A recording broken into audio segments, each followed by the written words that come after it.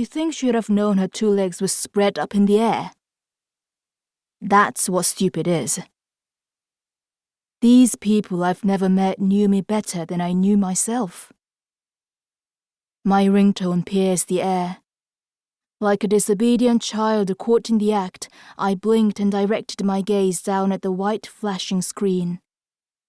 It was Hanna. I looked at the phone for a brief moment before turning back towards the monitor. I didn't pick up.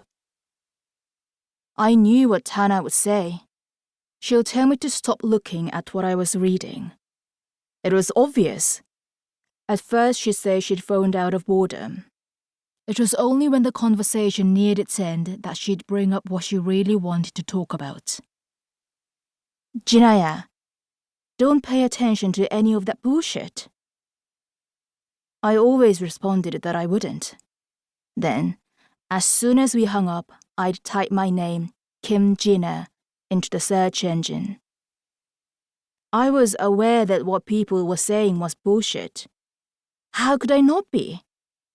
I just couldn't stop reading. Hanna knew my obsession with what other people were saying.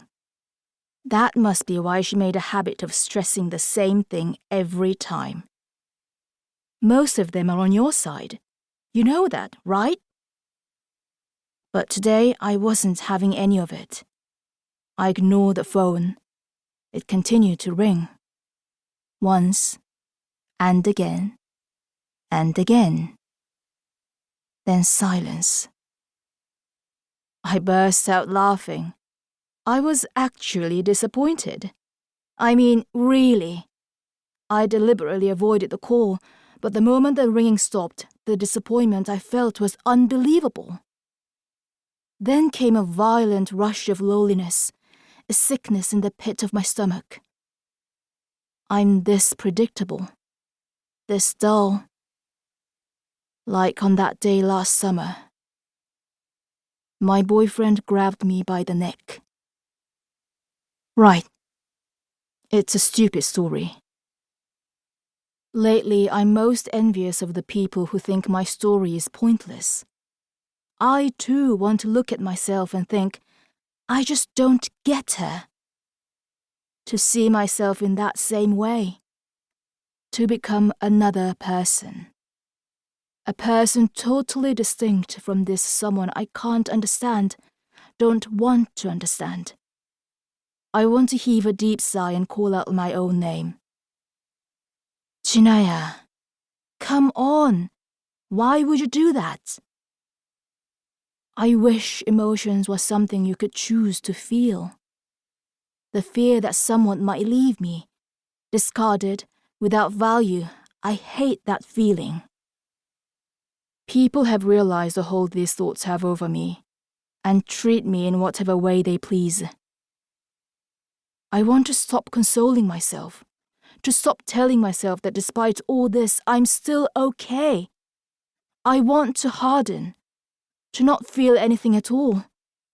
What I need is to lay my body on a bone-dry mound of hay, to breathe in the parched, stiff scent of the grass, to have every drop of moisture sucked from me.